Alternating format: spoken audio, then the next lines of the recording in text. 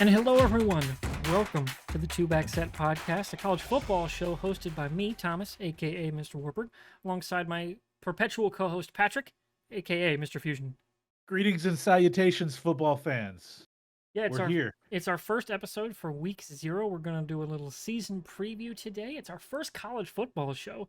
Fusion and I, we've podcasted for many years together. Me personally, I think this is like the 6th show I've done as like a major part of. And I'm excited to actually get to talk sports with Fusion. We've talked sports for years. We've done an entertainment show for the last 3 years.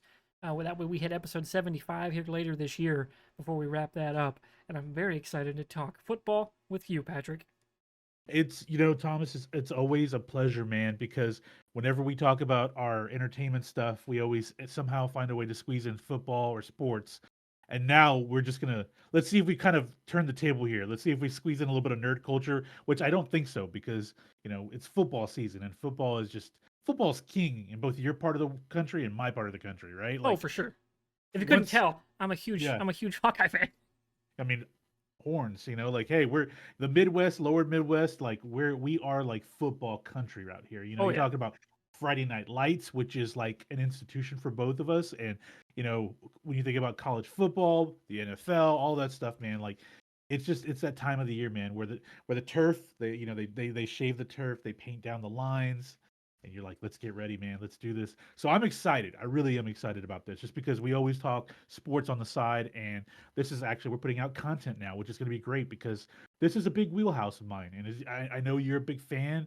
But I used to work in the industry for a long time, so it's like I'm not going to tell stories because that's not what I'm here for. I'm here to like bounce some ideas and let's crush some numbers from time to time. But mostly, it's a passion about football. We both love football, man, and I'm really excited for this. same Definitely. here, same here. So a little preview of the show. Um, if you're watching the video version, you can tell we're decked out in our team gear. I'm rocking the Hawkeye hat, my actually not joking punting is winning shirt, the Tory Taylor shirt. Fusion's got his Texas Longhorns hat on. So those are the two teams we're going to primarily focus on as our hosts. We watch those games, we follow those teams. We've been a part of that culture with those specific teams for Yeah. a long time. So those are going to be our primary focuses. Obviously, we're going to give you the general rundown of the college football things. Like the CFP predictions, Heisman talk, big games of the week, that kind of thing. The general, paint by numbers, what you'll expect from a college football show. But like Hmm. Fusion said, I am hoping to bring a little bit, because we are both well-rounded nerds. We're Yep. just kind of pop culture nerds in general, and I don't want to shy away from that entirely because we are recording this on Tuesday, April 22nd, and right after this, we're both going to go watch a Star Wars show. Like, Come on. you can't entirely get away from the pop culture-ness, but the primary focus, of course, will be football. We also the big thing we're going to be doing to marry that kind of nerdiness and the football is actually something I do on the side, which is my wood burning. I make custom wood art pieces, mostly for charity. But in years past, I've done things like a March Madness pool where we give away a wood burning to the winner, and we're doing that here. So I'm going to pull up on the video version. For those of you who aren't watching, who are listening, I'm pulling up an image of wood burnings I've done in the past for a charity stream, and I'm going to pull it up on OBS here and full screen it. So we got things like a big Zelda piece. It's like in a 10 by 11, Ezio, Optimus Prime, Avatar: The Last Airbender, of course a Star Wars piece, and a Persona. Like that's what I did for a charity batch last May that I do every spring. And the winner of our picks pool, which is on Run Your Pool, they're going to be winning a piece from that, which I'm very excited about. So we'll be going through that. We're keeping it kind of small, but if you want to join, this is where I'm going to pimp our email because I'll be talking about it later in the show once I remember how full screen controls work. There we go. Back to the main feed. If you want to join, hit us up at, I think it's 2backsetpod@gmail.com. It's 2 spelled out, TWO. So 2backsetpod@gmail.com if you want to join the pool.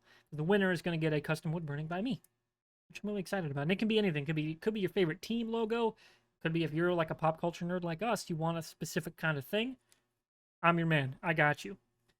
They may Uh, reach out and say, you know what, that winner may be me, and I may ask for Bo Jackson. You know, I mean, just there's plenty one of of the things. great one of the greatest sports stories ever told. Very If you true. ever want to, the legend of Bo Jackson, which surrounds us around college football, the mythos of college football, especially in the South and things like that. But yeah, man, you never know. I just may win. I may not. Don't know. To We'll me, see I how it would goes. want Heavens FX did a mock up of Tory Taylor's Heisman, where it's just a punter, where it's Reggie Oh yeah. Roby doing the Reggie Roby's like legendary like kick, and just give Tory Taylor the Heisman.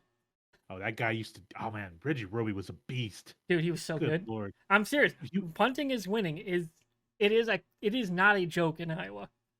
We fucking love punting.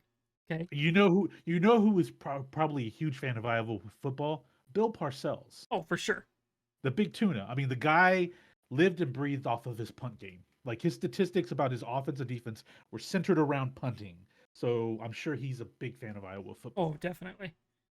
So speaking of Iowa football, we're going to get into some big news today that just dropped about Yeah, an hour I'll do. before the show. Yeah. The NCAA has already returned suspension details to the University of Iowa.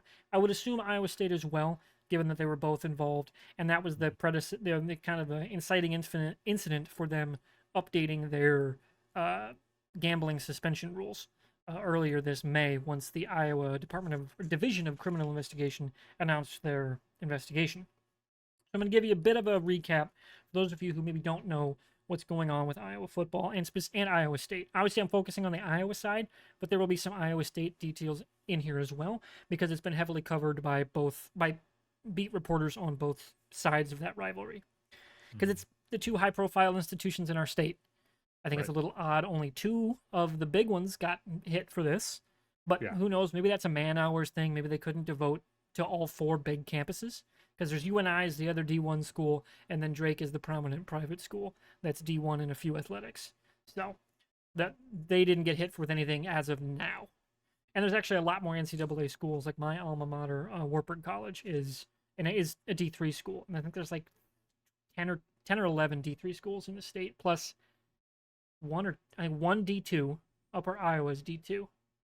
I think that's it for NCAA schools. But the gist is this: I think May 9th officially, the Iowa DCI Division of Criminal Investigations announced an underage gambling sting into Iowa and Iowa State. They had set up a geofencing. Essentially, they'd set up an IP, capturing net around the Yeah. two campuses and specifically the football facilities of Iowa and Iowa State. They were looking into specifically underage gambling at the time. Iowa recently legalized online gambling as one of the more recent states to have done so. I think it was right before COVID that became. I think didn't write down, but right before COVID sounds right. that does sound right. Yeah. And so they've been investigating that, and apparently since 2021, they've been actually doing it. They just only announced it in May once they were officially pursuing charges.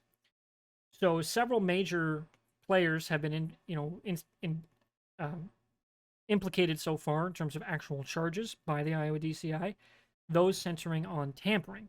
They actually were going around trying to skirt the online gambling rules using family names, using siblings' names, friends' names to try to essentially hide their identity and hide their betting habits. The big ones so far were at Iowa State. We'll start there. Hunter Deckers, their quarterback, starting. Jairell Brock, the starting and expected to be starting halfback. He has left the team as of, I think, yesterday. Isaiah Lee was a defensive tackle who actually bet against his team. He has also left the team. They've had a lineman and I think a backup D end also implicated, as well as a few other players like in the wrestling program, and I think a couple basketball players that have since transferred. One is playing now, was to play at Rutgers, and he's been implicated. At Iowa, the bigger names actually already left the team or left the school in general in terms of the tampering charges. Arland Bruce is by far the biggest name. He had some major miscues in a few games that were very close down the stretch, but obviously that's reading tea leaves, and you don't want to say exactly that's why he made Yeah. some uncharacteristic mistakes. Obviously, these are young men; they're not professionals in the truest sense, so mistakes are going to happen whether they bet on the games or not. He was a wide receiver. He had, I believe, transferred to it was either Kansas State or Oklahoma State. I think it was OSU. Yeah, because who was number 6? He transferred to Kansas State. Reggie Bracey was a backup wide receiver who was a friend of Arlen Bruce. He has since left the team. Jack Johnson was a walk-on wide receiver implicated in the tampering charges, likely facing a lifetime NCAA ban. And Aaron Blom was a backup kicker who was suited for a game and bet the under, but never got into the game. And at Iowa, unless there's a competition, generally the backup kicker's not getting in the game beyond kickoffs. Yep. So that was not a case of him like hurting the team or anything. It was just he bet the under, which was probably a smart bet, but facing and likely to receive a lifetime ban from the NCAA. All the players that I just named are same with the wrestlers and stuff that are involved. The update for this, though, is that just this afternoon, as I said earlier, the NCAA has informed the university that they have returned suspensions for 11 unnamed players at this time. Per NCAA rules and the school's rules, they're waiting for student-athlete consent to give the names. That'll most likely come tomorrow. And so by the time of this recording, or by the time of this publishing tomorrow, we should have names. The biggest name you're likely to hear will be Noah Shannon, who is an expected to be all Big Ten defensive lineman. He has not been charged with underage betting because he is a 6-year senior. And even if, assuming 2021 was when they started tracking, he would have been a 5th-year senior. So no underage with him. He has not said if he had bet against the team or bet specifically on football. If he bet on football, it will be a longer suspension. If he bet on other Iowa athletics, it will be a fairly lengthy suspension. But it will also depend on the amount. I didn't look this up because it was actually hard to find a graphic for it. Because I had a few different beat writers' Twitters pulled up. Chris Williams, who's an Iowa State beat reporter, I had pulled up. But NCAA had just essentially constricted and shortened the time frame on gambling because those rules hadn't been updated in quite some time with the proliferation of online betting. So they actually kind of reworked the rules to hopefully lessen some of these suspensions for the less severe betting patterns. But some of these guys, were betting tens of thousands of dollars. So I'm assuming the ones that weren't named, the ones that weren't doing that much betting, I'm assuming they won't be facing lifetime bans. Otherwise, they would probably not be practicing. Though Kirk has been treating this a little differently than at Iowa State, where Iowa State, they held out everybody implicated. They didn't touch football. Iowa has not been doing that. Beyond Aaron Blom, who was an actual on-the-team player, the ones named were already gone. So everybody else is just kind of, we don't entirely know because Kirk hasn't been sitting anybody. But we do know, at least Noah Shannon is implicated, and he has said as much. He's the only public one that has said anything. So I'm very curious to see what the names will be tomorrow. And if I have time, I may wait to publish this until tomorrow evening, and I may self-insert here's the names. Okay. What are we at? We are right at 13 minutes on the recording. So we'll say 13 minutes, possibly do an insert for our update on the gambling situation. But that's where it stands right now. Tomorrow we should be seeing 11 names not already named by the NCAA in regards to their gambling suspensions. Fusion, from the outside, obviously I've been in the state of Iowa this whole time. Yeah. What's been your takeaway on the gambling situation, not just specifically at Iowa, but gambling kind of at large in the NCAA? So the biggest thing for me is that it pulled the big band-aid off in terms of like we have to talk about this in terms of like what the floodgates have opened up about money in sports, right? Which DraftKings, which stadium they sponsor an arena, don't they, or a stadium in pro sports? If I'm not mistaken, I can't remember. Are they a sponsor for NLA? Possibly, I think so. I think is it in LA? The DraftKings Stadium sponsorship. But okay, so my point being in that it's the whole gambling thing. MetLife Stadium is an exclusive sponsorship. Okay, so it's opened up, like gambling in sports has become we know this in the NFL, fantasy football. It's a big thing. Roger Goodell, early in his tenure spoke up kind of against it, and now he's kind of taken a much more sensitive approach. Whereas Adam Silver is much like, we can't be stupid. We've always known gambling is a part of pro sports, but it's always been a taboo thing outside of you go as a civilian and you go bet on football games. Then the NIL came about a few years ago, where athletes can start making money off their images. Not everybody can, honestly. Some of them do, some of them don't. I think the people are trying to. My point is that people are trying to bridge kind of these two things that are not mutually exclusive and make them so, which is the NIL, which is students are trying to make more money, and it's tempted fate in that now they're doing things like gambling, which I think if They the were always doing. NCAA, yeah, which I really think about if you really dig deeper, for me outside looking in, I know I'm not stupid. I know this doesn't start and stop in the state of Iowa. I know that's not the case. And I know that there are major schools that are probably on speed dial with the NCAA. And I'm going to say it like someone like Nick Saban, who has had the NCAA under his thumb for a very, very long time. I'm not saying he's corrupt, Thomas. What I'm saying is that like whenever there are issues out there that affect him, he has no problem speaking up, and the NCAA has no problem listening. Right? I have no doubt that if there's something going on in Alabama, you know, what school was it that took all the cell phones a couple weeks ago? I There I was, saw that story, but I didn't write it down. But just to oh offer you man, an update there sure, are 34 states with live legal operation of online gambling. not Texas, by the way. Four Texas is are in progress, like the legislation has passed but has not kicked over. sure. Five are have no legislation, and I believe Alabama is one of them. So they actually don't allow online gambling. And Illinois has done a carve out where, and a few other states have done this. I think Kansas too, where you cannot bet on college games. No, Nebraska did that. You can't bet on college games. Okay, Don't quote me on the Nebraska Kansas thing, but I know Illinois for sure. You can't okay. actually bet on in-state sports for the colleges. Now, but you can still go to Vegas and bet on whatever you Oh, want. absolutely. But in terms of Okay, the online, like the IP, yeah. your account is in the state, you can't do it. Which there's obviously ways to work around that. There always has been. You could always go Yeah. to a bookie, right? But You go to a book. You know what I mean? Like even online, there's a way. Kirk Ferentz said that. Like they'd have been Yeah. much better off just going to a bookie. Like Right. that's what he said. Is like they've always done it. His point was he said it's the app. Like Yeah. kids that are 10 years younger than me, which is crazy to think about, they've always had these. The app's just Yep. there. Your clock is on there. Your alarm is on there. Everything in your life is on here. So of course it's super easy. Oh, I'm just gonna bet. Now $10 is out of my account. Cool, I'm done. Right? Like Yeah. that's so much easier than it used to be. I live in Iowa. We live in the middle of fucking nowhere. I gotta drive at least an hour to get to a casino. Like at least, So and they weren't even at the initial offering for sports gambling. You had to drive to Des Moines. There was only one sports book in the entire state. That's changed now, but it was way harder. It has become so damn easy, and they are saturated with ads all the time, including on college games. Yep. It is no wonder it happens not just in Iowa but across the country. Yeah.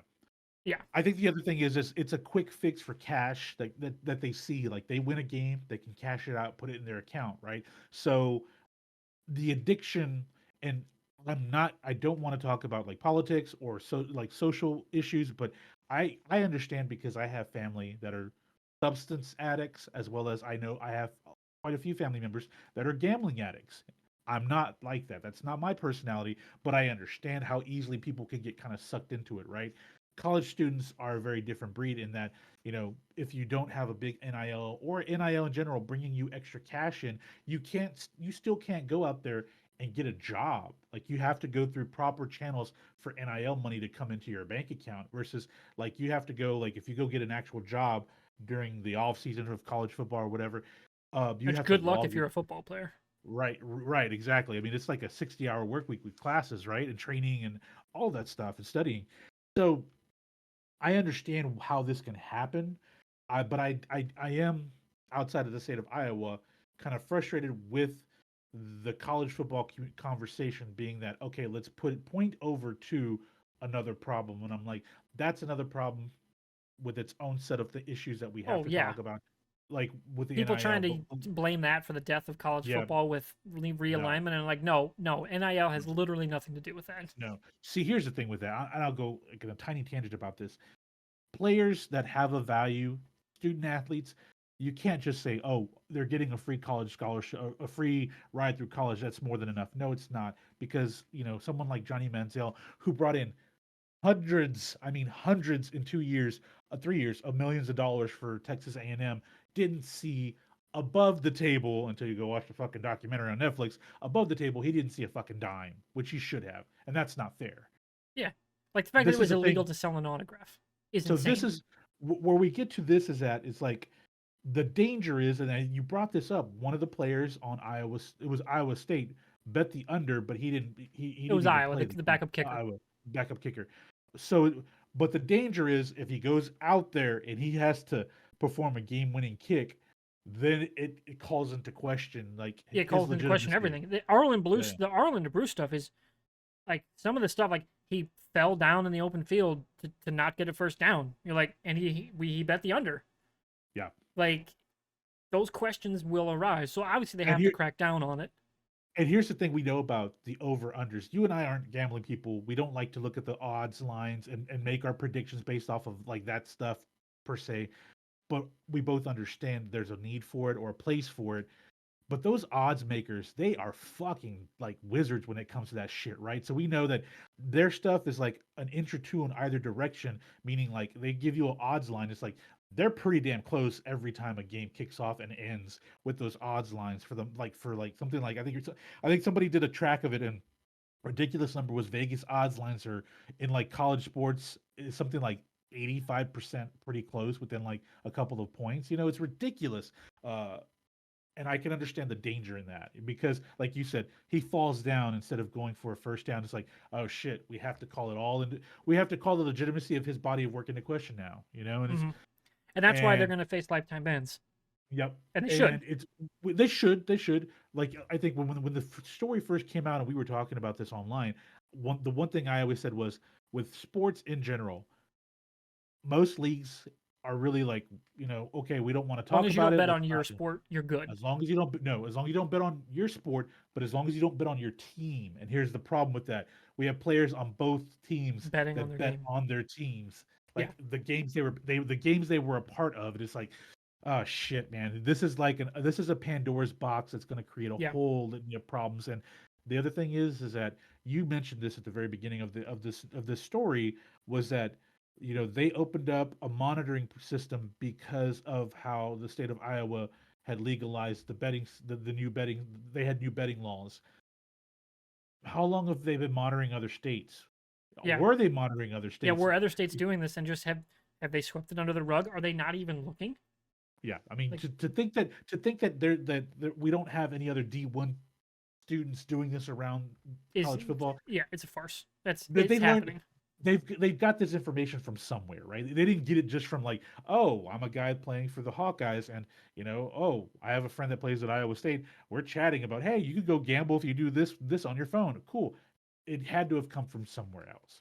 Yeah, Chances are it came from somewhere else. Like somebody on the West Coast or on the East Coast was like, hey man, like just as a heads up, like this is what I use. They could have been going on to Reddit and reading this shit. Like they got this information from somewhere. And my thoughts is there are other schools out there and it's going to I'm sure the NCAA is investigating, which don't be shocked if over the next couple of weeks or months we hear a couple of other former students. And I think at this point, I'm really trying. It's frustrating me because maybe it was Steve Sarkisian at Texas.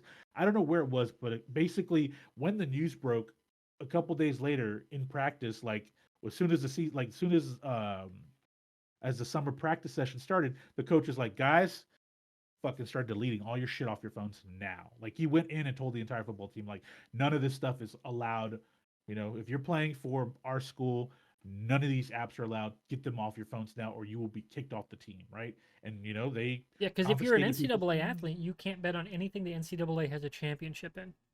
Really, realistically, the only real thing you can bet on is NASCAR and F1, like racing, because NCAA doesn't have a sanctioned racing event. Yeah. So that's it, right?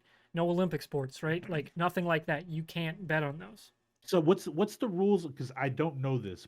I don't know if maybe you know this from doing all of the Iowa research now. But are these rules still strict for like a paid out fantasy league for like college or pro sports? Well, that's where it gets interesting because fantasy is I think classified different. Like it's not Yeah. specifically gambling on a game Yep. or a series of games. It is a game itself. Yeah. It is not gambling in and of itself. Now, Yeah. there may be different rules about paid versions of it, but I don't think it's against any rule for any NCAA athlete to say join an ESPN NFL Yeah. fantasy list. I don't think there's rules against that. Right. There Well, may come into stuff with paid, but I don't okay. believe so. Where it's just every few years Of course, in if I'm wrong, sports. let us know at twobacksetpod at Yes, gmail.com. The two please is do. spelled Like this out is TWO. TWO. This is one of those things where every few years something in sports has to push the envelope, and we kind of have to reset Yeah, this is going to a be few things. a not just NCAA, like DraftKings, FanDuel. They're going to have, are they going to implement new systems of like, hey, are you an NCAA athlete? Like, are they going to be Yeah, have to get lists from the schools of, hey, these are the NCAA athletes in our school? Is NAIA going to have to make their own, yep. protocols, to like, hey, we're going to submit these names to FanDuel and DraftKings and any like Circus Sports, anybody like that who operates, within our state, and if you're on those lists, they will tell us, and you are off the team immediately. Well, here's the other thing. NIL's probably going to have to get involved for kids as well because like you said, everybody younger than us has they live and die with these things. And like, how simple is it to say, oh, just go? If you download this app, you can go, run a VPN, so you're not technically registered in your state, and you can go bet on sports. Exactly.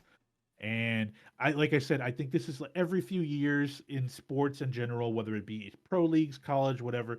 There's always these kind of like we have to kind of reset some of the rules because someone pushes the boundaries in some way, shape, Yep. or And form. I'll give the NCAA credit; they immediately tightened up the gambling rules Yeah, because this was like obviously boom. underage gambling is specific, like in terms of it's like a moderate speeding ticket in terms of slap on the wrist, like what it is actually uh, penalty wise as a Yeah, legal consequence. Like it is not that big of a deal in terms of the legality. Obviously, when it comes to integrity of the championship, NCAA needs to actually be severe on this. But they understand that our perception of gambling and its pervasiveness in the sport has evolved to a point where they needed to kind of scale back some penalties, and as right. well as change up the amounts because it's how much you bet will affect how and what you bet on that will affect the length of the suspension. They turned those things around fast. I want to say Yeah, it was like within a month, and now that they've got they officially, it sounds like they sent the NCAA, the Iowa DCI sent the NCAA stuff like a couple of weeks ago. They've already got names back for suspensions, which I'm like, well, damn, holy shit. You're fucking up some things like the guys that took advantage of the transfer thing and then you changed the rules after they left. yep. That's not cool. But there seem to be actually operating at a pretty quick speed with when it comes to the gambling suspensions, which kudos to them for that. So I think that's a good kind of recap for where we're at on the gambling issue. Do we want to focus on team previews next? Do that. Let's talk about teams All this right, year. we've talked a fair bit about Iowa just because of the gambling issue. So, Fusion, Obviously. let's turn to you, your Texas Longhorns. What does the 2023-2024 season hold for them? Okay, first off, I want to get this out of the way, guys, because if you're a fan of the Longhorns or if you like picking on the Longhorns, which I don't care, there's that line is very thin between both, honestly. Um, don't go out there and say Texas is back because I don't want to hear it as a big, long time, a lifelong Longhorn that went to school there. I will tell you, I'm not going to say Texas is back until they make the college football playoff. Then you could say Texas is back. With that said, they're going to have a very, very good year. And the reason why is because they have probably one of the stacked rosters coming in terms of like incoming freshmen, as well as just returning players both on the defensive and offensive side of the football. Biggest hole they obviously have is they're missing out on running back. Bijan Robinson went into the NFL. All indicators he's going to be a fucking beast out there, which I'm happy for him because he's just a great guy. Had a great career at Texas. CJ Baxter's the freshman coming in. He's going to make some waves, but I think with CJ Baxter and Jonathan Brooks and then Keelan Robinson kind of I think they can have a pretty solid running game until Baxter takes over. He's a 18-year-old that's 6'2", 220 pounds. And I think the best way if you're a Texas fan and you've watched a lot of Texas football, he reminds me a lot of Cedric Benson in that he's got the size and the frame. He runs more upright, but he doesn't run like too straight up, kind of like a Adrian Peterson. He's a little because when he takes the ball, he's a little lower to the ground, but little because of his height, he doesn't look like he's so compact when he comes out and gets the handoff. So I really like C.J. Baxter, Xavier Worthy coming back. They have probably one of the best receiving cores in college football. if you add JT Sanders, their tight end, who I think is who's very underrated, who's going to be a great in the NFL. Um, Defensive side of the football, outside of Jalen Ford, there's a lot of no names on the roster right now, but a lot of freshmen coming in are going to be awesome. They have one of the biggest linebackers in the nation coming in this year as a freshman. He's going to be key on the outside. They basically spent recruiting season really fine tuning the edge, because that was the big thing with Texas. When you watched that Alabama game last year, um, they were obviously missing edge rushing. You know, it got better over the season, but they didn't have any dynamic pass rushing. That's changed. They're bringing in some very skilled, very talented 5-star athletes on the outside of the football. So I'm hope on the edges. So I'm expecting them to be much better there as the season goes on. I'm not saying if they struggle this year that Sark is going to be on the hot seat because they've paid him way too much money. But I think that if they don't at least win the Big 12 on their way out to the SEC, it's going to create a big problem with the alumni, because they're going to say, "Is Sark really the guy?" Because he can recruit. You know, so did Tom Herman. He was great at recruiting. He couldn't coach him up. I think the difference here is that Gary Patterson being there on the defensive side of the football is really going to help them. Being the consultant for a second year is going to really help them really get an identity on defense. That said, I think. Do you want me to go down the schedule and tell you I where was I gonna think they? my big takeaway I want to have for both of us is our record predictions. Okay, record prediction. This team is more than likely going to end up 10-2, but they could end Actually, up 11-1. speaking of, let me actually pull up Texas's schedule. Let me Sure. go to the top 25, find the Texas game. Texas. Full schedule. Okay, and we'll go to. Okay. All right, it's up on our screen right now. Yep. 2, 3, 4, 5, 6, 7, 8, 9, 10. All right, so Yeah, yeah, I want to first be game sure. is at Rice. At Rice, which is a victory. No, they're at No, DKR. They're going to be. they're versus Rice. They're at home. Yep, they're at home. Um, Rice is just Rice. Let me put it like that. The Rice Owls occasionally are good. Hey, they're 3-0 against Bama all time. That's a good point. But it's That's a from the good point. 50s, so it doesn't count. Speaking of Bama, so like, man, okay, they're gonna roll Rice halftime probably by the end of by half. They'll get ready at some point early in the third quarter to bring in their backups and the freshmen to get some snaps in. Right, that's usually how it plays out week one for the Longhorns.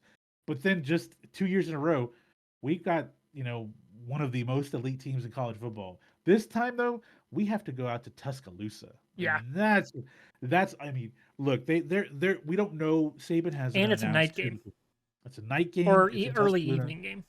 And here's the thing: is that we don't know who the quarterback is until week one. Saban's been very tight-lipped about who's going to be their starting quarterback. Um, Outside of that, quarterback could be an issue. Their receiving core is not very good at Bama, or it's okay.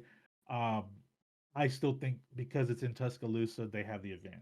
See, I want to circle around to this game because the winner of this game, I'm slotting into my CFP predictions. This is That's a good one. an early kind of check of who's going to be on the table for college football playoff winner of this game Okay, that's fair. because it's an out of conference game for both of them. So Okay, it'll be used as a so judging between them if they stay close throughout the season. I'm teetering towards 10-2 for the Longhorns only because of we'll come up to it in a little bit, but I think if they finish 11-1 and Bama being their only loss, they will win the Big 12. They will be in the playoff. Yeah, I think they That's would the thing. probably end up as the 3 or the 4 in that case.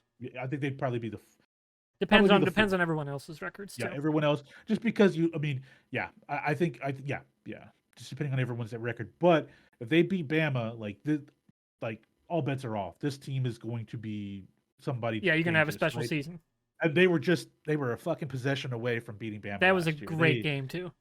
And if Quinn Ewers had not gone out in the first quarter, what could have been? Because Yeah, he dude. was like murdering their secondary. Yeah, Man. It was just I've been through that as an Iowa fan. 09, Stanzi goes down. You got that what if. They go on the road with a backup and take Ohio State to overtime. You're like, dude, if Stanzi never got hurt, are we talking about national title appearance Iowa in 2009? That would have been crazy. so Quinn's going to take this game very serious. Apparently, He's shaved the mullet off because he's taking this season very serious. Because waiting in the wings is a Manning, dude. And if you know, Personally, never shave the mullet. You're in college, don't shave the mullet. But I think okay, for me, I it think for depends on him the it was kid. more. Yeah, I think for him it was like I think people made it more of a joke. That was his image last year as the starting quarterback for Texas was, oh, he's kind of lighthearted, he's got the mullet.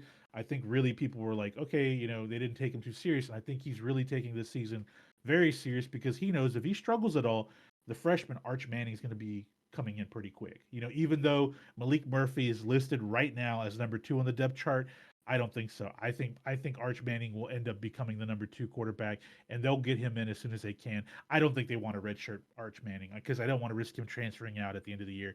Quinn, he's going to finish his What season year and is go he? into Is the he a next. sophomore? He's a junior. Quinn's a Okay, so junior. if he has a good year, he's gone to the NFL. Yeah, yeah, exactly. That's the And that hope for was the plan. Texas. That's the best And case that then. and that was this was very strategic on Sark's part, and I thought it was really good because everyone was like, "Wait, aren't we going to have Ewers for 2 more seasons? Isn't that going to be kind of a screwing thing to have Arch Manning sit for 2 years?" And I'm like, "No, man. Quinn was the number 1 quarterback in the country when he went to Ohio State. When he picked OSU over Texas 3 years ago, he definitely wants to go into the NFL. I think he's done after this season. No matter what, I think he's done. He would have to have like a really bad season, and even if he had a really bad season, he's probably transferring out because then Arch is going to be the guy going forward next Oh, year. for sure. But I think he's taking this game very personal. It's on his calendar. It's circled. This is like he wants to march into Tuscaloosa and he wants to throw the ball all over the field, and he has the ability to do that. The problem I had with Ewers last year was his arm fatigue as the season went on. I didn't like it, man. Like he started throwing these really high ducks and these floaters that were just and that was his deep ball. And I think there was fatigue in his arm. Hopefully he's taken the offseason much more serious. He's trained a lot harder. Apparently he's in like a phenomenal shape. Great. Let's see how he goes because he's got to become a leader. And I think in that first game against the second game of the season, that first game against Alabama, he was able to just kind of just throw the ball around and it gained a lot of confidence. Then he went down with the injury, and then he came back against it wasn't Texas Tech because they lost that game. But when he came back against Oklahoma and just filleted the Sooners, that really gained a lot of confidence for him. But I also think he kind of was like, I can go ahead and go and kind of into cruise control at that point because the biggest games of my season were already in front of me, and I've knocked those out. So he didn't show an improvement.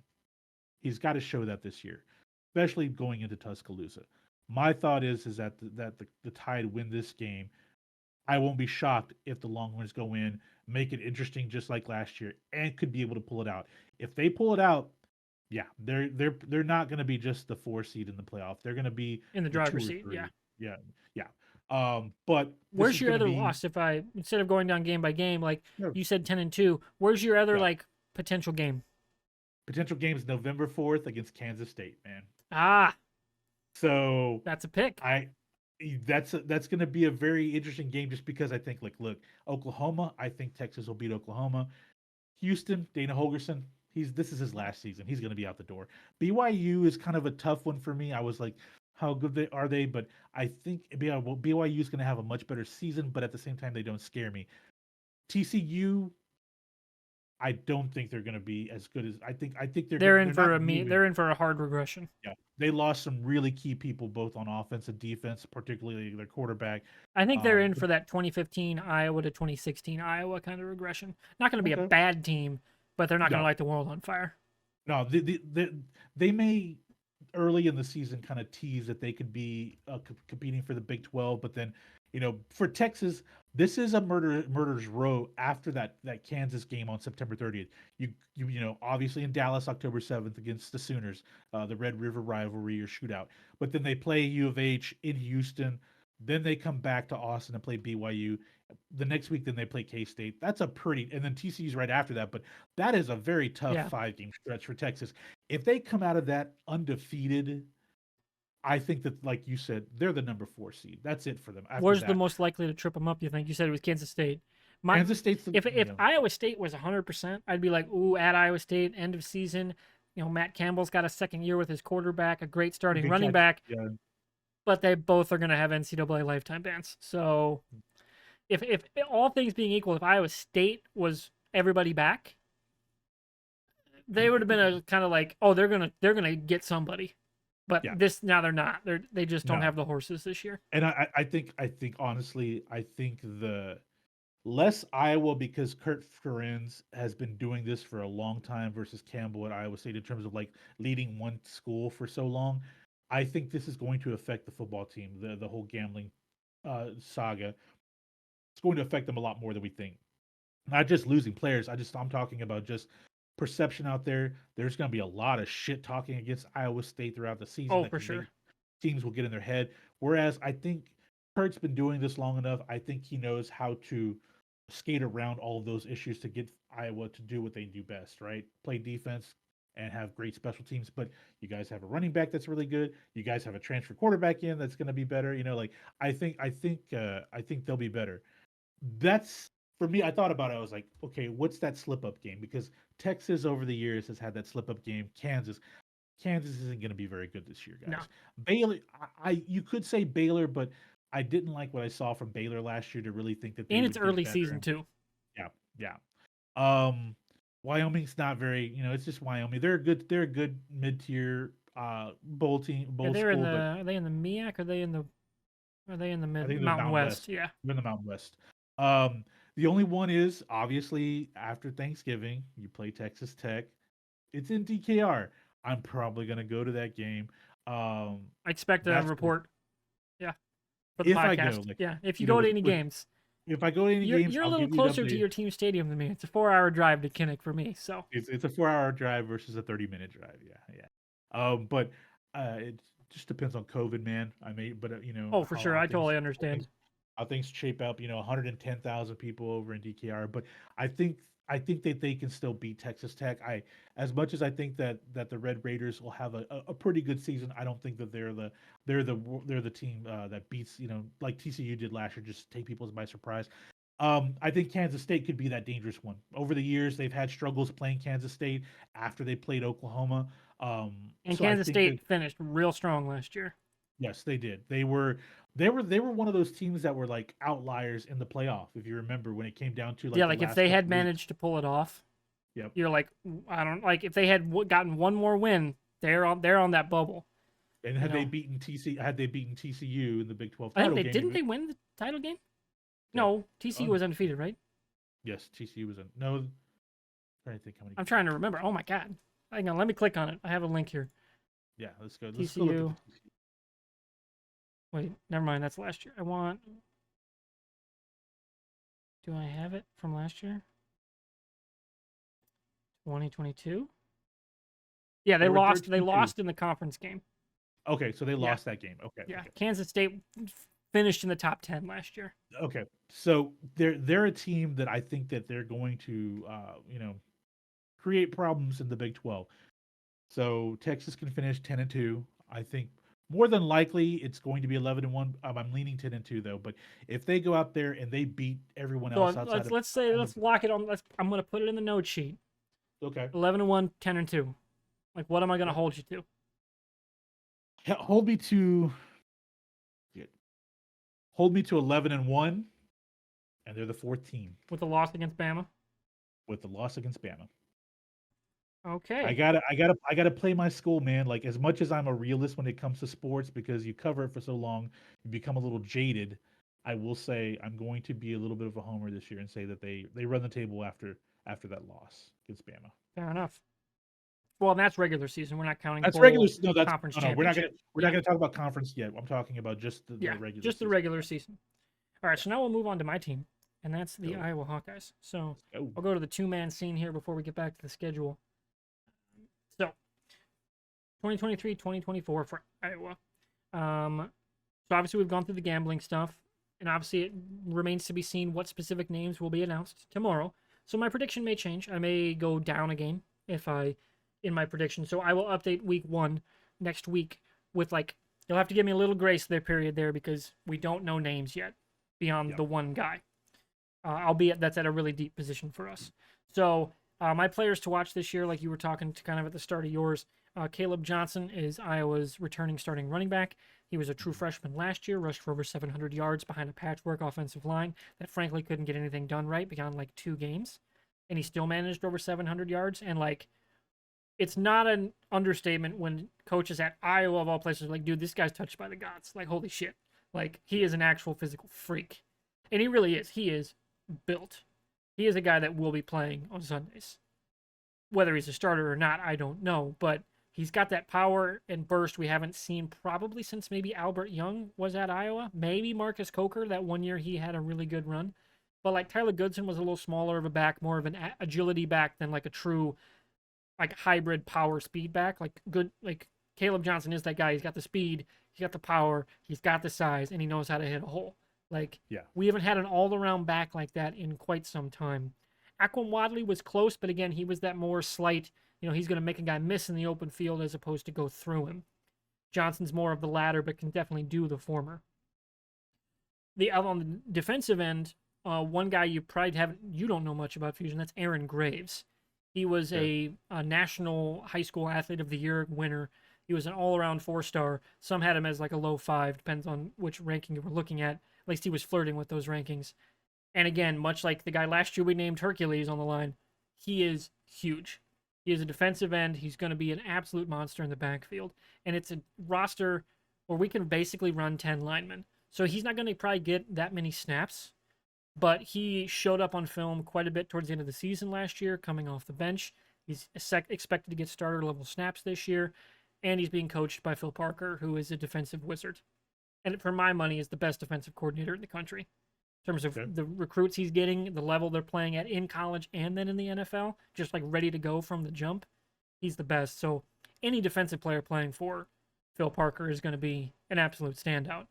We've got an incoming transfer, a Virginia linebacker. I didn't write his name down, but I knew where he came from. He's expected to be a pretty key cog as an outside linebacker in our cash defensive scheme. Where kind of in college, it's become much more common to play 4 or 5 defensive backs at a time, as opposed to the traditional just 2 corners. So Cooper DeJean is the other big name. He's a first-team All-American. He actually got the specific DB All-American, not the cornerback All-American spot, because he kind of plays a few different spots. He's probably going to be more of a safety in the NFL than a corner, just because of his size. But he's just an all-around athlete. Like, he was a high school quarterback who ended up winning state title a couple of times. There was rumors when injuries hit last year, are they going to throw Cooper in the backfield?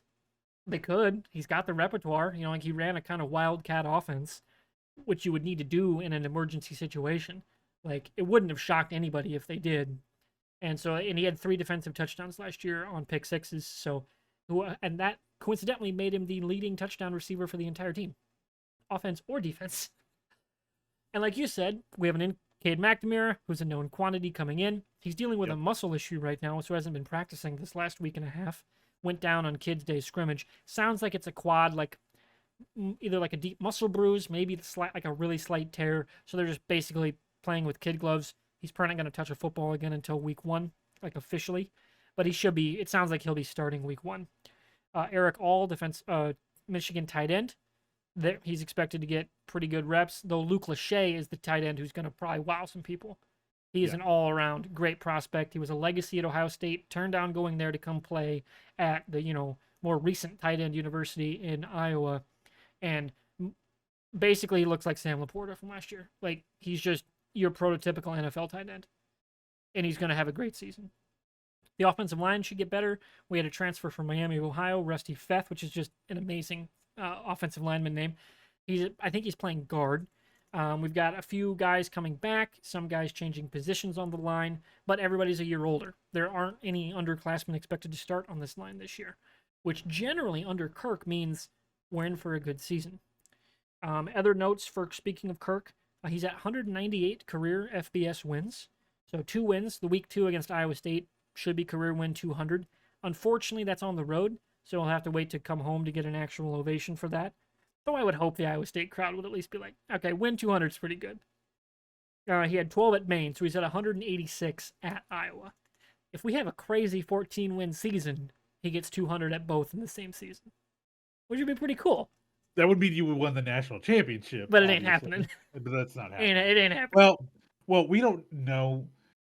College football has... Technically, you would only need 12-0 conference week, and you wouldn't need to win the title. You could go 14-1.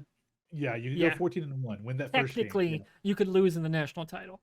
It ain't going to happen. That'll be a next year thing. But one Big Ten win will also get him to number 3 all-time Big Ten wins. He will be standalone in Big Ten total wins at 100. He's at 115 right now, tied number 3 all-time with Amos Alonzo Stagg from the University of Chicago way back in the day, the only non-sports member of the Big Ten. And he was their head coach for a long time. So one Big Ten win, and he gets number 3 all-time to himself.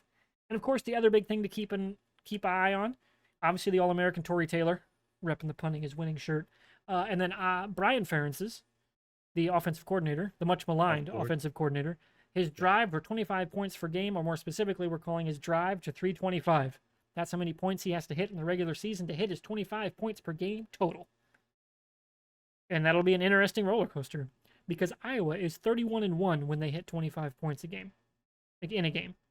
I've heard people say that they don't like the fact that the players have to worry about a distraction. I can't believe they put it in the contract. It is insane because they're not going to fire him if we go 12-0 when they average 24.8 a game, 24.8. They're not going to fire him if we go undefeated. No, because you've beaten Penn State, you've beaten Northwestern, you've beaten Wisconsin and Purdue and Michigan State, and Nebraska. No. You're not going to fire him if you don't hit it, but it will trigger essentially a renegotiation. Yeah. So, but unless we have that season, this is Brian's last in Iowa. I would hope so, but at the same time, if Cade McNamara is healthy, and Johnson being that big back, I think the offense is going to be much better. Oh, they don't even need to take a huge step to be better. They just need to not be the worst.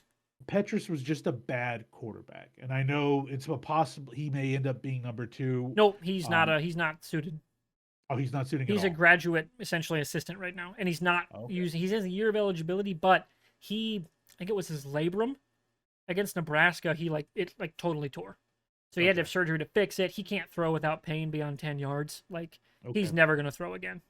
Okay. Well, he's going to be, and word is he's going to be a coach somewhere, and it's he's probably going to be fine at that because his issue was never seeing the game; it was the real time part. Yes, which that's the reality of football, of quarterbacking in college and the NFL, is that you can read the tape, you can plan it out. It sounds like he's amazing at that, which is why they kept playing him. It's he knows it all. He understands it all. And he was great with the media. He just didn't have the physical ability to execute on the field. In between his ears, he just couldn't get there. And it's funny, but I think you and I made that joke at one point in our Discord, was that he's probably going to be an awesome head coach somewhere someday. And this is where I harped on Kirk last year. He kept throwing that kid at the media. Yeah. Are you kidding me? Everyone is calling for his head. Everyone wants him benched. He's bawling his eyes out. And you're throwing him in front of the media, and he handled it like a champ. So I'm like, he's going to be a D1 coach somewhere, and probably be a pretty good one. So that wouldn't shock me at all. But he will not come into play at all. Even worst case scenario. What if he's a graduate assistant, and then Kirk coaches another 6 years, and then he takes over? No, that's the interesting thing. Before we get to the schedule, what does Kirk do? So I don't know if you know the name LeVar Woods.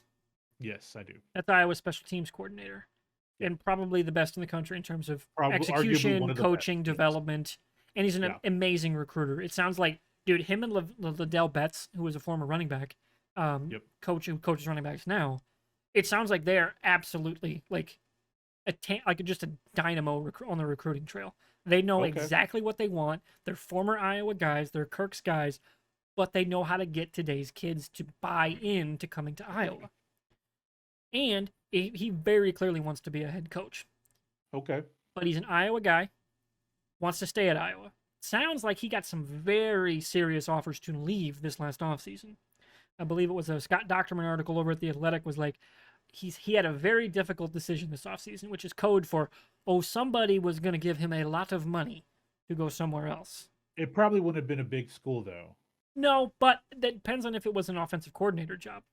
Well, that's true. You know what I mean? Somebody was going to pay him to leave, and it was a real offer. I mean, it could have been like U of H. Hogerson offered him. Yeah, somebody like that. Somebody moving to the Big 12 or something, that kind of school.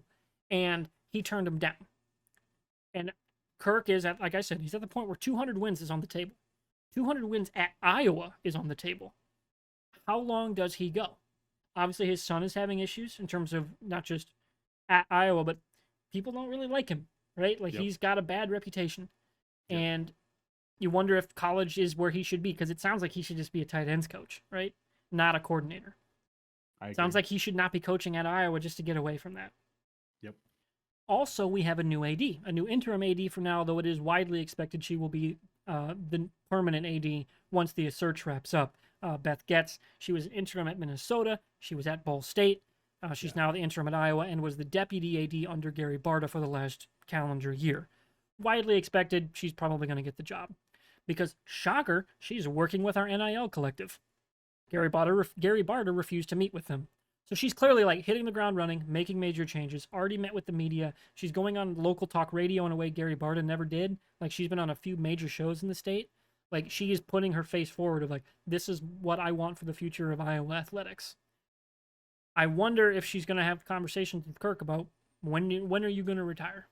It has to happen sooner than later because he is, I want to say, 68. I think so. Yeah. Something, he's around that age. So like, does he coach into his 70s? If he does, LeVar's gone. Whether it's on a short-term deal to coach somewhere else and come back, or does he retire after this season?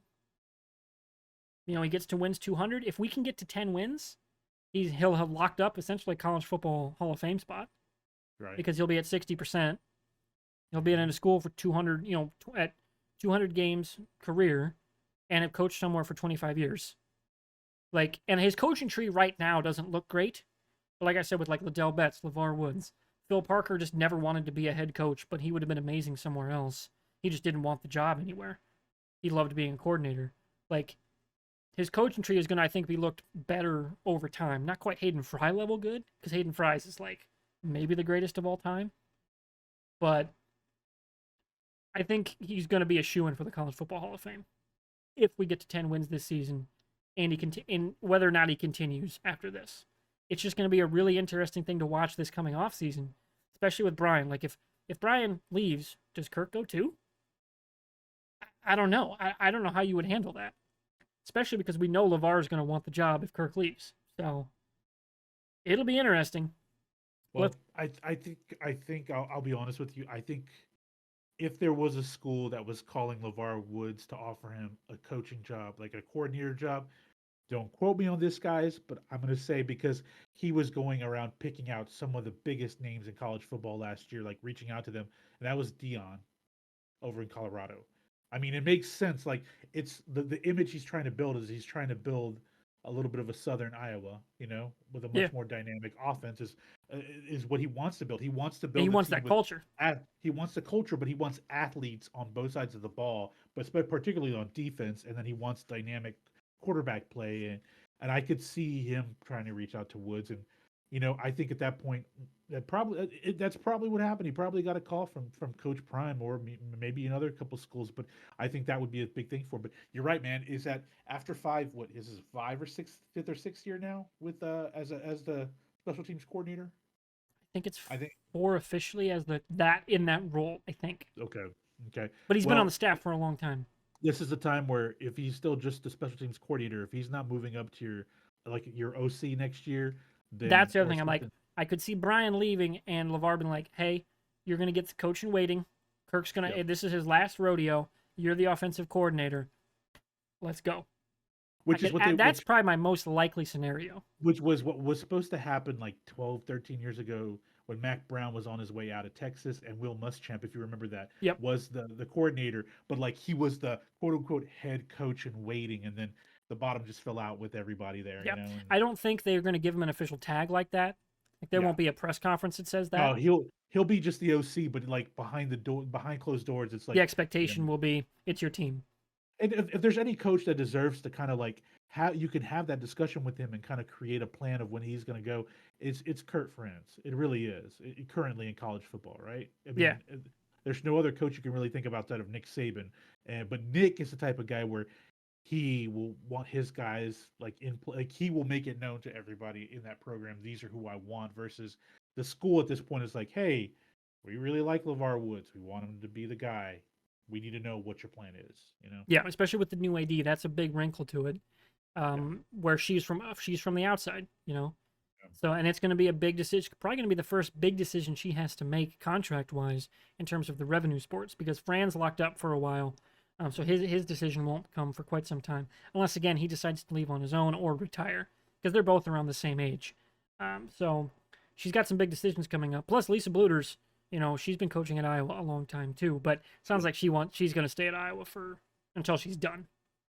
All right, So, man. So let's go through the schedule. What's the record schedule for you? time. Where are you at? Let's My go. schedule prediction, I'm going to say 10-2. Okay. That's the one loss is the whiteout game, night game at Penn State. That's going to be tough. That's going to be such a good game, man. It's going to be an amazing game. The only thing is, they win that game, 2015 is on the table. 12-0 is on the table. They win that game.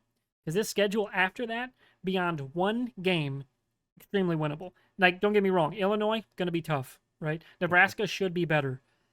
Wisconsin is implementing half of a new air raid system. It sounds like they're going to try to do this hybrid OG Wisconsin air raid system, and I'm like, I don't know if you've got the right offensive lineman for that kind of system.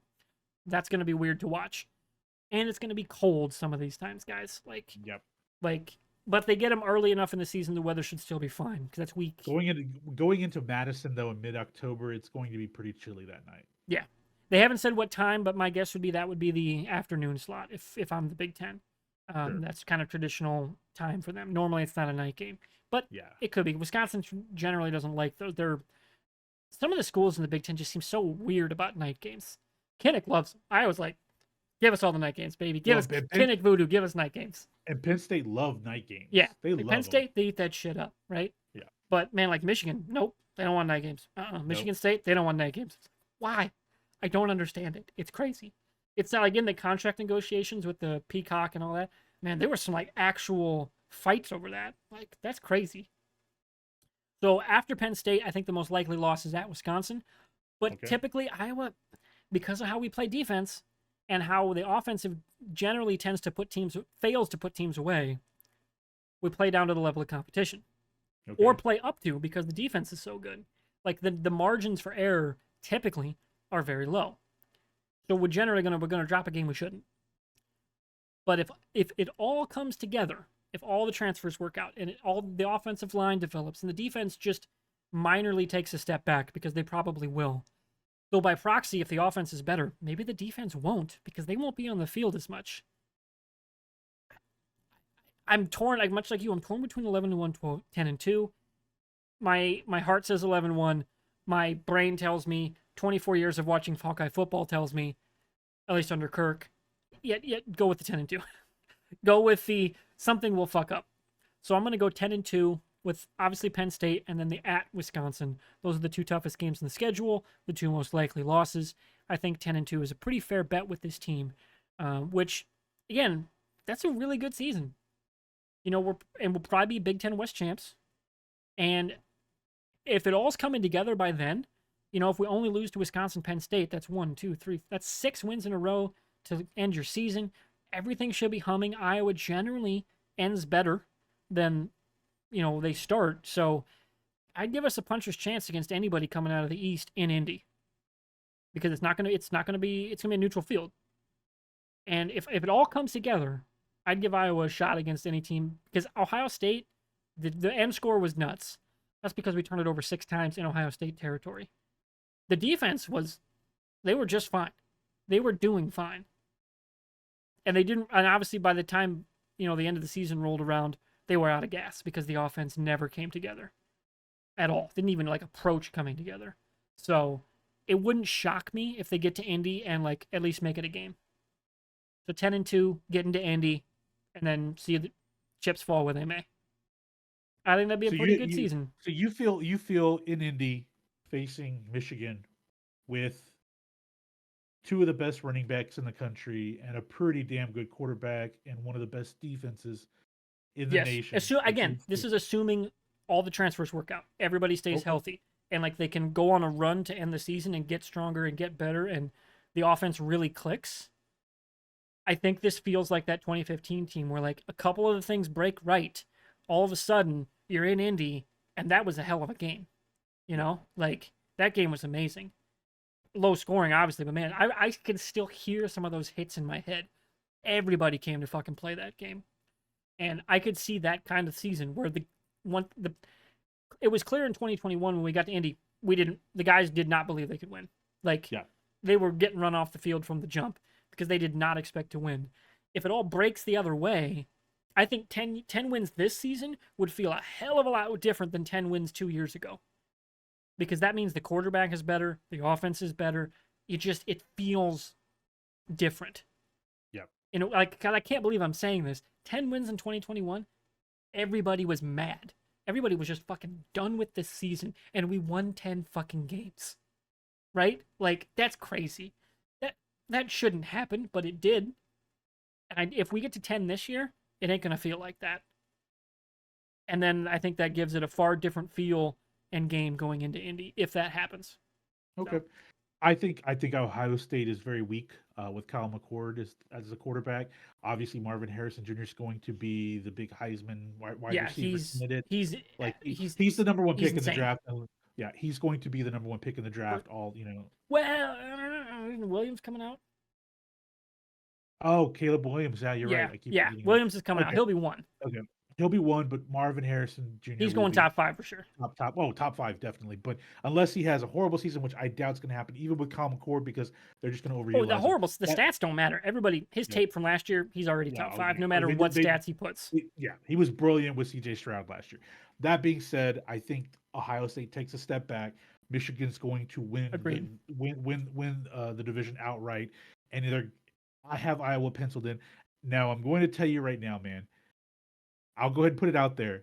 My surprise team this season, they're not going to make it into the Final Four of the playoffs, but they're going to knock some heads around, and that's Wisconsin, man. I have a feeling Luke Fickell's going to come in here, and Tanner Mordecai was really fucking good at SMU. Really good. And we're talking about SMU, and he threw for almost 4,000 yards, 2 seasons. He's really good. They have probably the most underrated running back in the country in Braylon Allen. He's going into his third year and he's only 19 years old. Like, come on. Yeah.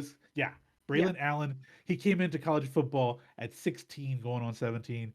He's 6'2, 240, almost 240 pounds. yeah, Like, the he's huge. guy he's a beast.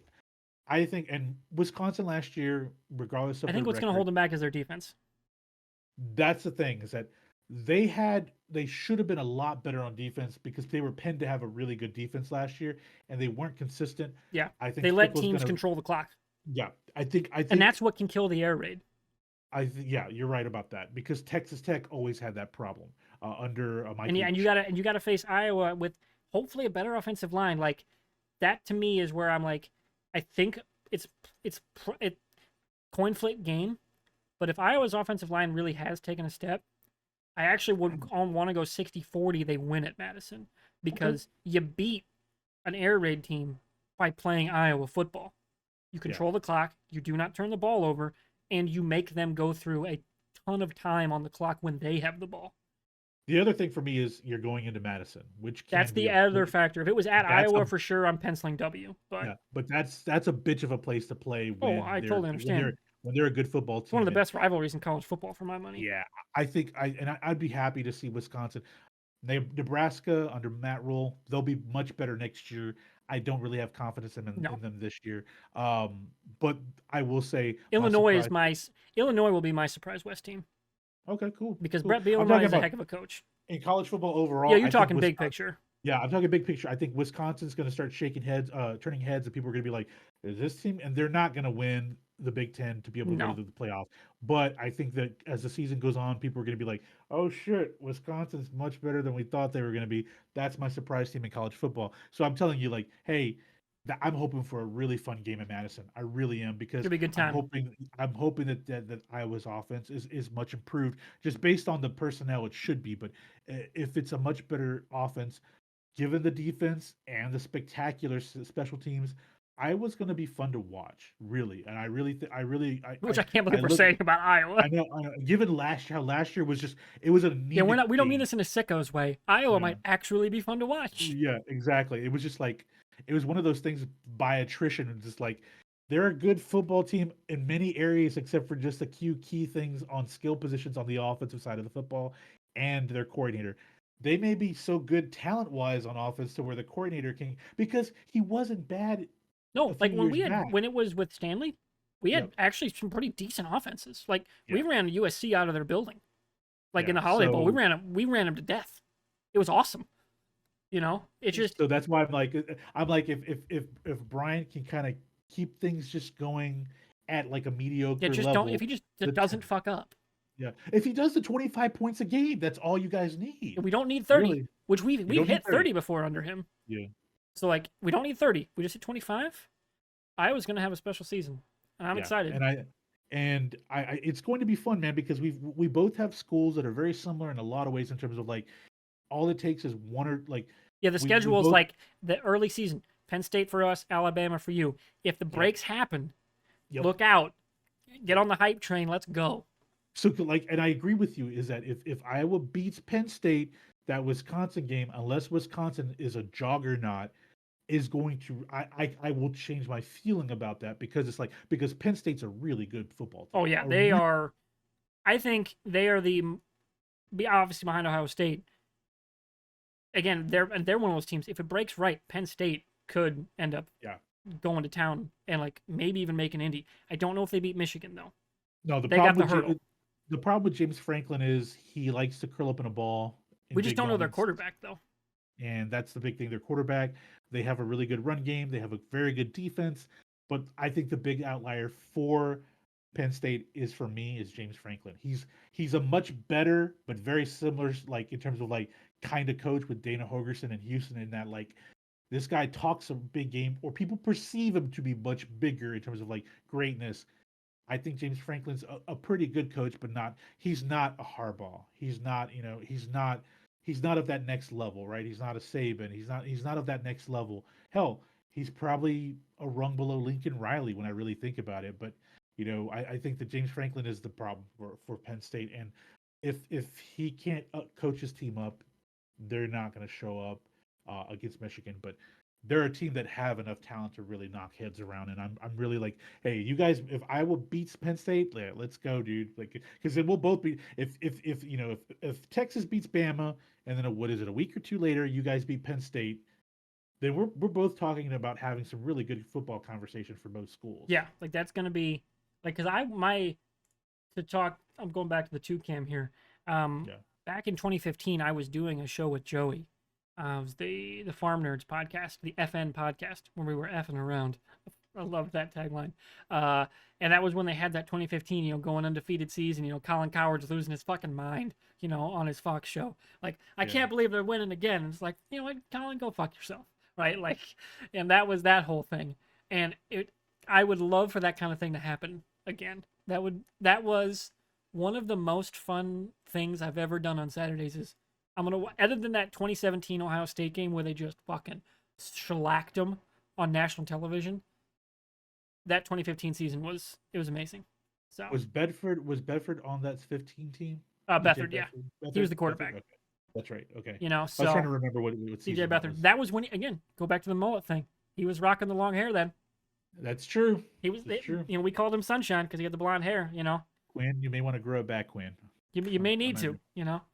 So that's the Iowa season preview. Sorry we went a little long on that, but this is what we do from time to time. We go on little tangents. This is what we do. But still, it's not that long. We're at about an hour 10 of actual recording time. So really quick, let's go through our CFP predictions. You have an actual concrete prediction. Me, I'm still feeling it out. I have some pencils in, but no firm CFP list. So where are you at? Okay, I'm going to tell you guys right now. One of my top Final Four teams was the Washington Huskies. They were going to be that team that really took people by surprise. They lost their starting running back today. Yeah, for the season. He's out for the year, for the season. Undisclosed lower body injury is what they're saying. He's out for the season. They still have a dynamic quarterback who I believe is going to win the Heisman, and Michael Penix. That's who I think is going to win the Heisman. The bold choice. I don't think Caleb Williams repeats. I think Penix is going to win it. That being said, though, they're going to struggle because not only did they lose Davis, but they lost one of their freshman running back has been suspended indefinitely, and then they had another one that has been kicked off the team. One of their sophomore. Yeah, so they don't have a lot of depth. They don't have depth at all at running back in Washington. So it was really hard for me to, as we were prepping this evening, I was like, I had Washington penciled in, and I'm like, shit, man. But then we had that conversation. You asked me to lock in Texas. Texas goes 11-1. They're in the fourth spot. That's what they're my number four. They go 11-1. They lose to Alabama, but they beat everyone else. They are in at the fourth spot. Number three, Clemson, the Tigers. I think their quarterback. I forget how to pronounce his name. I keep wanting to call him Klubnik or something. I can't remember his name now. He's a pretty good quarterback. Clemson is due to have that rebound. Every couple of years, they kind of take a step back and then they bounce right back up. Dabo is going to bounce back. I think Clemson's number three. Number two spot, got to give it. I know you're an Iowa Big Ten guy. Got to give it to the Michigan Wolverines, Oh, I don't man. blame Just you at because all. they have, one of the best quarterbacks in the country, really good defense, and arguably two of the best All-American running backs in the country. So I think Michigan's number two. Number one, got to go with the Georgia Bulldogs, man. Even though, what's the quarterback's name here at Georgia? Carson Beck's taking over for Stetson Bennett. I think Georgia's just their defense They're is so just. loaded. I mean, they lost a They're lot of loaded with people. day one draft talent. It's crazy. They lost a lot of players to the draft 2 seasons ago, and then last season they lost a lot of starters on the defensive side last season. But like the guys coming in, as well as the guys that were backing up, they're penciled in to be top tier NFL draft caliber players. That defense is just astounding. So I got to say, Georgia's the number one team again. Yeah, Agreed. So for me, much like you, I echo number one, Georgia. Like I said earlier, it comes down to the Texas Alabama game. That winner, that's yeah, another team for me. okay, And so that means if like Alabama wins, they could lose to Georgia, they're still going to be in, right? yeah, Even if they lose twice, maybe I don't know. Like it just depends on the game, like how the games play, you know. okay, So the if it's not Michigan, the winner of the Big Ten is probably in, and then that other team, that's where my like surprise, like who's going to step up. Like we were talking okay, pre-show, you say you're thinking Clemson maybe kind of reasserts itself. I'm wondering, does USC, does Riley put it together and like they go nuts, okay, because they're not. That's not even a dark horse. Like they got a legitimate shot. They got the, returning Heisman winner who's a great quarterback. You got you got Lincoln Riley. You should have a fun offense. It'll come down to the defense. But in the Pac-12, maybe they won't need that to get to the playoff. You okay. know, so that wouldn't shock me. It's really, but for me, that early kind of cut line, that Texas Alabama game, that's going to be very interesting to watch because that'll kind of Okay. shake up a lot of my top four. So for you, you're not worried about USC having to go to face Washington or Oregon when it's all said and done to get through to the playoff. You think that they're Based fine doing on, well, I mean, Washington again, it depends on how they rebound from the injury there. Some teams it? are going to be fine. I don't know Yeah. if Washington's that team. And then Oregon, I don't know enough about them to concretely say if their defense is good enough to stand up to that offense Okay. because it's not like the weather's going to be a factor. So it's hard for me to say that USC is not the favorite to come out of the Pac-12 in the final year of it. And if they go one loss on the Pac-12, that's a pretty good chance they're making it. Okay. Again, dependent I on other win losses, who goes undefeated, who's got one. Obviously we haven't had a two-loss get in before, so, it'll really come down to those midseason games in the SEC, whether they get one or two teams in. Because if they get two, if Alabama, Georgia both get in, somebody's sitting out that is otherwise a worthy, entry. So that'll so be interesting. I want to talk about USC just because, like, first off, because Because Lincoln they're number Riley, 6 right now, right? They're ranked 6. they're number 6, and a lot of people are saying that they could have a really good year. But the problem is that I'll be quite frank, they probably have arguably the toughest outside of Alabama, the toughest schedule in college football. I mean, when you look at their schedule, early on in the season they're good, but then on the 30th of September they have to go to Colorado and play That's the the thing. Bucks It's like there. I don't think Colorado's gonna be good. That is Okay, so hard to turn over yeah, that fast. but look what Dion did at Jackson State, and look That's what he's entirely different level of competition, though. The but he's depth there is, yeah, like your depth at that level, like your starters will carry you. Not at this level. Your depth fucking matters at this level. That's the biggest problem I had with what Dion was doing was that he brought in a lot of the very talented players that he brought into Jackson State, right? He brought them over to Colorado. The problem is that a lot of the depth left Colorado, and you haven't heard much about that replacement this like the last Yeah, couple and like, months. is the depth ready for the Big 12, like Big 12, And Pac-12? Are they they ready? brought in they had a good recruiting period this early this year. It wasn't spectacular. So for me, it's like, okay, that depth is going to be a problem because a lot of the players, like a lot of the depth transferred out, not just starters, but Yeah. depth. But Colorado, I mean, but it's prime. I'm not going to say they're going to beat them, but I'm just saying I won't be shocked if Colorado is good. I am not going to be shocked about that. But when you look at that, Colorado's on the schedule. A couple weeks later, they go to to South Bend and play the Irish there. That's a tough game. Then the next week they got to come back home and play Utah, and then after Utah's the that, toughest game for me. for me, it's Notre Dame, Utah. 2 weeks later, they got Washington, then Oregon, and then they close out the season with a team that is probably going to be ranked at the end of the season and be pretty good as UCLA because Yeah. they spent a lot of money on NIL. So USC has a really tough road if Oh, don't they get end me up wrong. It's a tough schedule to follow, but yeah. if the offense is as good as it can be and stays consistent, other than Utah, I don't know who's going to keep up with them. Okay, so let's say USC goes 11-1 and Alabama goes 11-1. Both What's their have, loss? Depends on that's a tough. Alabama's loss. It depends on the loss. If, If they're let's see undefeated that loss to SEC, Texas. if they Yeah. lost to Texas, they're in. If they lost Okay. to Georgia, and Georgia's also only got one loss or is undefeated, I don't. If it comes down to that, I don't think the committee would put in Alabama again. I think they would give it to USC if it came down to that kind of scenario. It would have to be it would have to be a top team like LSU Yeah, or Texas. If Texas is a top 10 team. exactly. Okay. And then Okay. again, that's assuming the Big Ten winner is only a one or undefeated, like a Yeah. one loss or undefeated. If it's a two-loss Big Ten winner, doesn't matter. Like, they're out of the conversation.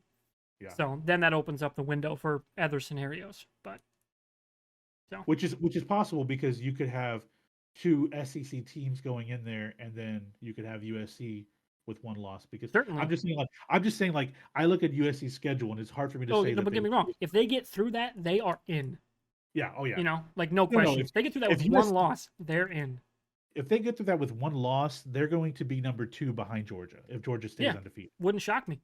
Unless Because Michigan goes, 13-0. now the game, and I will bring this up real quick for you. My big kind of game to keep an eye on. I don't think it's going to be a stunner, but it's going to be. It could be closer than you think. Is Ole Miss at Bama and Ole Miss? Yeah. Because Ole Miss has one of the best running backs in the country, and I could see them giving them a closer game. The LSU game is very interesting to me just because it's what Kelly's second season, right? Yeah. Yeah. And they actually have a legit quarterback. They've retooled some of their skill positions. That LSU game is going to be fun. It always is. Yeah. But To circle back to USC, I think Notre Dame's on the step back. Okay, that's fair. Under was it Marcus? Is it Freeman? Is that his name? Coach Freeman. Yeah. Like, I just don't get the vibe that they're the powerhouse they were even 5 years ago. You know what I mean? Like, they don't strike me as a top 10 team anymore. For what it's worth. No, that's fair. I think that Oregon game maybe you didn't do enough like reading. Yeah, up again, on it's a lot. That's a game. Yeah, it is a lot. But Oregon did retool with NIL on their defense. Oh, for so sure. Maybe Oregon. They got is that Phil going Knight to- money, baby. Oh yeah. That's why the Big Ten is welcoming them with open arms. Fuck yeah. Man. I want They got half that share. business in it. Yeah. So, but that USC has one of the toughest schedules next to Alabama, and so hey, if they end up 11-1, I could see their. But if both schools are 11-1, like you said, it depends on the loss. But there could be a lot of conversation being had right there.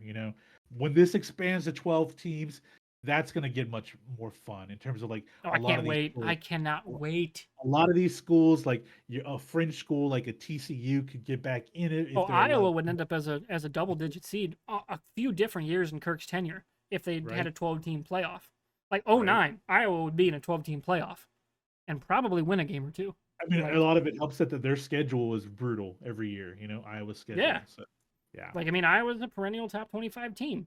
Like, man, like there's just so many different storylines to go through this year, man. This year's going to be wild because you got the last year of the Pac-12. You've got a repeat Heisman potentially. You've got all the other realignment news, like the new Big 12, right? Texas and Oklahoma. It's the last year with their rivalries. Like, so much craziness is happening. and a potential three-peat with Georgia. Like there's Yeah, just the first three-peat since I want to say it was 1950s Minnesota. I think you're right. It's a I think Minnesota you're, team. I think it was 1950. I, I think it was In that Minnesota. window, right after World War II, they had a three-peat. And we're over here talking about this, and we're disrespecting Florida State. But I feel like Florida State is my Notre Dame. I think they're not as. I think they're a little overhyped. They're a little too big for their britches right now when it comes to Oh, this realignment talk. let's realignment aside. I think just as a team, I think people are overvaluing them right now. I really do, Speaking and of, did you see somebody had put Iowa as overrated? And I'm like, what the fuck is overrating Iowa right now? Other than like the fans, like on the yeah. media scale, what the fuck is overrating Iowa? CBS Sports, what are you doing? What are you doing? Who's overrating Iowa? And they had Iowa on both. They had underrated and overrated. Just like, make up your fucking mind, CBS Sports. Ah, Hey, and then the ACC still has a quiet one of the best quarterbacks in the country in Drake May. UNC is a team not to like they could create problems for Florida State and for Clemson, like to get into the playoff. Like for sure. UNC, Yeah. UNC, like That could Mac sink the ACC's option to get yeah, into they're going to make a mess. yeah, and it's but then there's just so many layers to these storylines, man. And the Big 12 is changing where Texas and Oklahoma are leaving at the end of the season. Both schools want to go out on top. Of course, people want to say Oklahoma's a team to I just think much like Notre Dame, I think they're just on the backswing. Like yeah, it just seems like Venables isn't that dude in terms of national like championship. That dude yeah. seems like a solid enough coach. I just worry he's not a prime time D1. I'm gonna take us to the promised land coach. No, he's like he's one of those guys that would come into like Arkansas and give them a couple of really good seasons and then have some back seasons. I think that's what's going to happen with Oklahoma with him. Which for me as a Longhorn, I'm like I worry whatever. Oklahoma's gonna turn into like the Iowa of the SEC. In terms of, like, and that's not a Oh, bad thing. Don't get me wrong. Iowa is a good program. okay. Iowa is in like if the Big Two break away, Iowa's staying in the Big Two. Like we make a lot they make a lot of money. Their athletic department is in the black with beyond a couple down years and COVID screwed everything up. But they win a lot of games. They're a top 25 team. I would say top 25 program like all time college football. Best wrestling Yeah, program like in their athletic department is going to keep them in. yeah. Oklahoma teams. There's maybe 10 teams over the last 40 years that wouldn't kill for the consistency of Iowa. And I don't know if Oklahoma's on that list. You know what I mean? They've had some great years under Stoops, but like before Stoops. Oh no, under the John Blake era, like No, before they had Stoops, some great teams too, but like I'm talking consistency wise. no, like in the 80s and 90s, there were Yeah, some really bad, like a lot of bad years for Oklahoma. exactly. Like Like I don't know if it they're on wasn't. that last 40 years. If any, who would not take what Iowa has done? It's gonna There's be not tough, many man. programs, Just because Texas has the money to be able to and be they've got competitive. the momentum. Oklahoma Yeah. does not. And going into a new ground where you're going to be the dude that gets punched, can they stand up to that? The best thing that could have happened to Texas was if Sarkisian becomes that next level head coach and coaches his teams up to be ready for the big games. But he knows the SEC. He worked under Nick Saban, so like he knows how to recruit all over the U.S. Like he's brought in Yeah, players from all over the country. So recruitment wise, talent wise, assistant coaches, I think Texas is going to be okay for now. It's just I need to make sure that Sark has that ability, that dog in him to, like you said, like Venables doesn't, to take that next level, that step to the next level. And like this is it for Sark for me personally. Like, yeah. This hey, is this is the this, chips are down, man. yeah. Make a break Like time. if he comes out and they lose 5 games this season, it's like yeah, like this is going to be bad for them in the SEC. It really will be next year, but this could be a really entertaining season for Texas. Yep. But you just look down the list, man. There's just so much, and like I said, we're not giving enough love to Utah, which is a very good school. If Cam Rising stays healthy, that's a good school. Tennessee is talented. Like there's just so many different layers of college football that could be really like this could be the usual suspects at the top four at the end of the year. It could easily be like, holy shit, we have madness going into the playoff. Like there's so many teams Yeah, that are beyond deserving of the Georgia last and spot. Michigan, it seems pretty wide open. Yeah, so this is gonna be fun, man. This is gonna be fun. So I'm getting pumped, man. I think that's a pretty good place to wrap up. We're almost an hour and a half, which is crazy. But I figured, week 0, a bit of a longer preview makes the most sense since we're doing team previews. Yeah. So our plan will be next week. I don't know if we want to stick to Tuesday recordings. We might do Wednesday, depends on schedule and life stuff, because both of us have jobs.